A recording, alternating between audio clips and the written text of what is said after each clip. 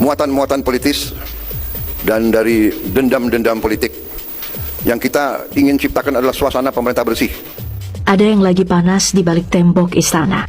Presiden Prabowo Subianto mulai bersih-bersih di lingkaran kekuasaannya. Ini bukan isu-isu liar yang bergulir, tapi nyata. Targetnya siapa? Sebuah lingkaran yang selama ini disebut Geng Solo, kelompok elit orang dekat Jokowi yang punya pengaruh besar di birokrasi dan bisnis. Kita pertegas dulu konteksnya. Geng Solo. Ini istilah yang dulu cuma beredar di lingkaran politik yang sekarang jadi pembicaraan nasional. Istilah ini merujuk ke lingkaran orang-orang kepercayaan Joko Widodo sejak masih menjabat sebagai wali kota Solo. Mereka bukan sekadar pengikut setia. Mereka adalah figur-figur yang karirnya meroket seiring perjalanan politik Jokowi dari Solo naik ke Jakarta sampai akhirnya duduk di kursi istana selama 2 periode. Tapi di sini letak mengejutkannya. Jejak geng Solo tidak berhenti ketika Jokowi lengser.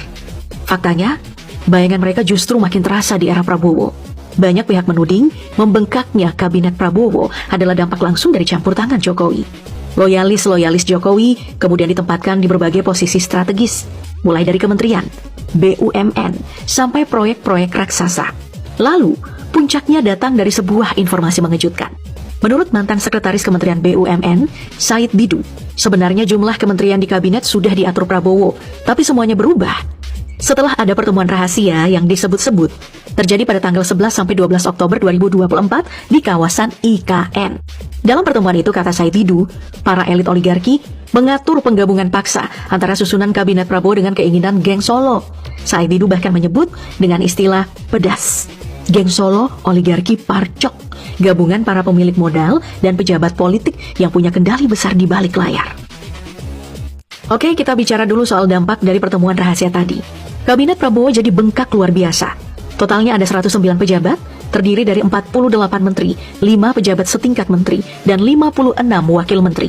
Bandingkan dengan era Jokowi yang cuma punya 34 kementerian. Lonjakan besar ini disebut-sebut sebagai akibat dari tekanan oligarki dan tarik-menarik kepentingan. Dampaknya jelas terasa, muncul loyalitas ganda di dalam tubuh pemerintahan. Para pejabat ini terjebak antara bekerja di bawah kepemimpinan Prabowo Subianto atau tetap setia kepada Jokowi. Buktinya, beberapa menteri disebut main 2 kaki. Mereka sowan ke Jokowi seolah minta restu, padahal sudah jadi pembantu presiden baru.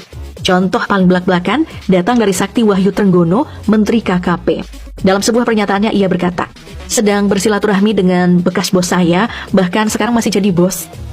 Pernyataan ini pun memicu kegaduhan karena artinya Prabowo presiden tapi Jokowi masih dianggap bos oleh sebagian menterinya sendiri. Isu mata